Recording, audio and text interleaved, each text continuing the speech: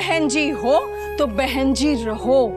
Business woman बनने की कोशिश करोगी तो यही होगा जो आज हुआ है। तुम्हें पता है ये खुद पैम्पलेट्स बांट रही थी। Of course I know, Kavya. Of course I know। पहले पति के साथ रहना नहीं आया, अब पति को छोड़ना नहीं आ रहा है।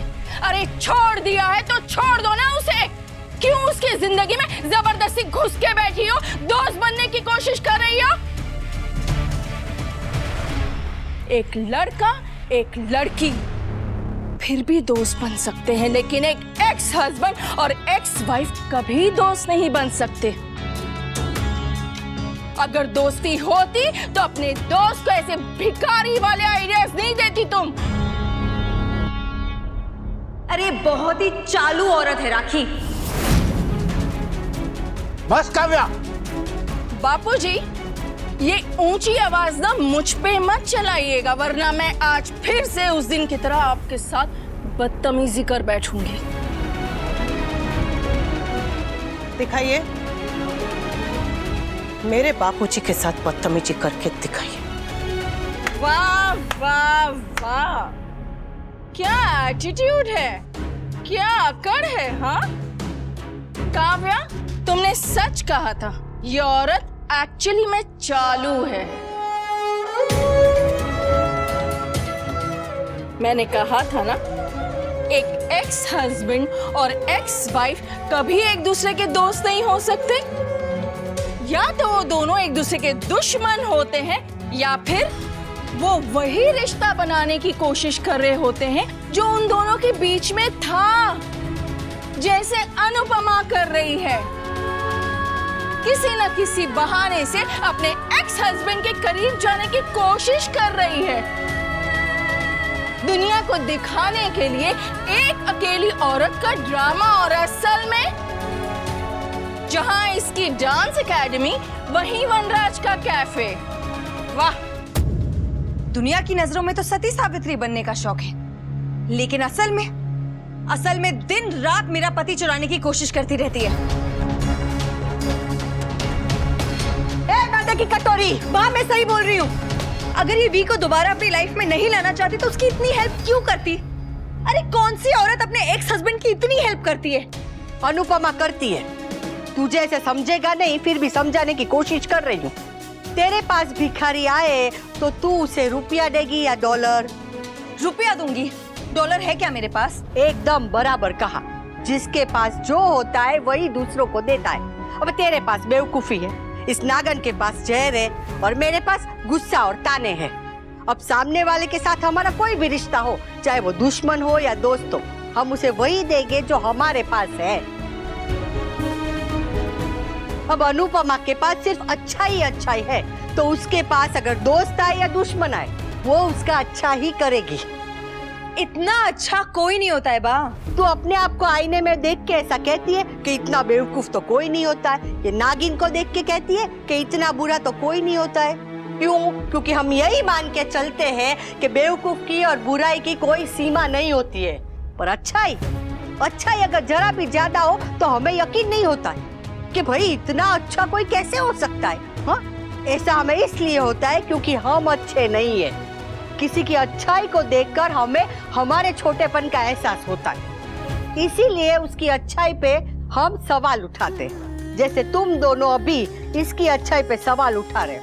पर मैं कह देती हूँ कि अगली बार अगर तुम दोनों ने इस पर कोई भी सवाल उठाया तो ऊंची एड़ी के चप्पल लेके तुम दोनों के कान पे ऐसा सितार बजाऊंगी कि जिंदगी भर टीवी सीरियल का म्यूजिक कान में बजता रहेगा। धूम तारा नाना धूम। Oh my God, ज्ञान देने के लिए आपकी एक्स बहू कम थी जो आपने भी चैनल खोल लिया है? तो चैनल बदल दीजिए ना राखी बहन, किसी और के घर में आया जाया कीजिए तमाशा देखने के लिए, हमें चैन से जीने दीजिए। मुझे यहाँ आने का कोई शौक नहीं है अनुपमा, वो तो तुम लोग मेरी बेटी से कहीं भीख ना मंगवाने लगो ना, इसलिए आना पड़ता है। बस। कोरस देख रही हो काव्या? मैंने तुम्हें पहले भी कहा था बच के रहना। दो नाव के सवार को एक नाव में बोर होते हुए देर नहीं लगती।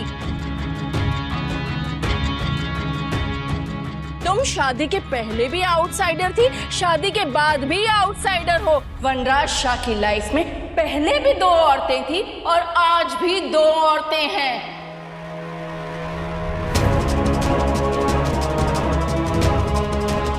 ये कैफे तो एक बहाना है, असली मकसद तो इन दोनों का साथ में रहना है।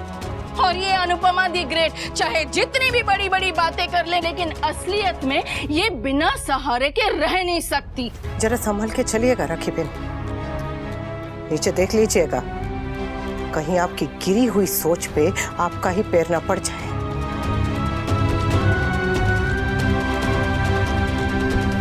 अनुपमा और मैं दोस्त हैं।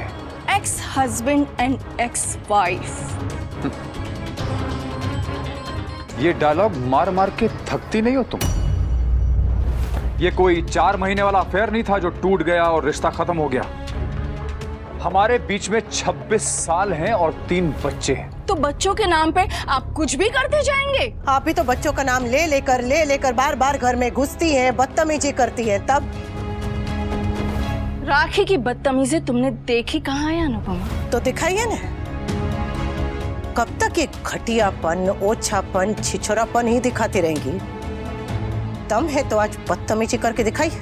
ट्रस्ट मी, तुमने मेरा असली रूप देखा ही कहाँ है। मैं आपका असली रूप कैसे देख सकती हूँ? आप तो इतना मेकअप लगाती हैं कि किंजल के पापा ने भी आज तक आपका असली रूप नहीं देखा होगा। अनुपमा, उद्धार मेरा नाम लेने से नहीं होगा, कान्हा जी का नाम लेने से होगा। तो कान्हा जी का नाम लीजिए ना, मेरा नहीं। कोई चाहे किसी का भी नाम ले, बस तुम मेरे पति का नाम मत लेना। अरे अपने पति का नाम तो तू खुद भी नहीं लेती है, हमेशा वी करती रहती है। आप बीच में मत बोलिए ना। बोलूंगी, अगर तुम दोनों इस पर चढ़ जाओगी तो मैं बोलूंगी, और मैं अगर अपने पे आ गई ना तो ये मैदे का भटूरा बना दूंगी। आप अपनी बहू को धमका रही हैं। डोमेस्टिक वायलेंस का केस बन जाएगा आप पे। तो तुझे धमकाती हूँ, फिर बता कौन सा केस बनेगा? आप केस बनाएंगी? बस बस,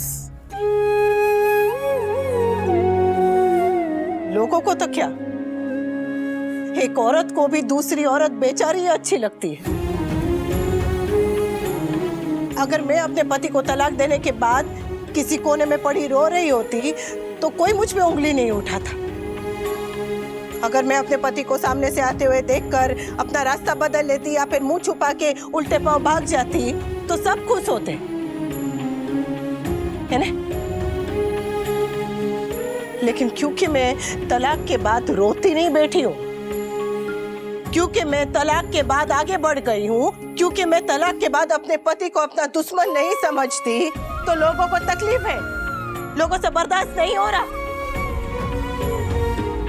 तो वो घुघरे बनाने के साँचे होते ना, वैसे ही साँचे लोगों ने अपने दिमाग में बना रखे हैं औरतों के लिए कि अगर वो शादीशुदा है, गृहस्थन है तो वो खुश है, पर अगर तलाकशुदा है तो दुखी। और अगर कोई औरत उस साँचे में फिट नहीं बैठती तो लोग उस पे उंगलियां उठाते, उसे ताने देते, उसके चरित्र पे बातें करते हैं।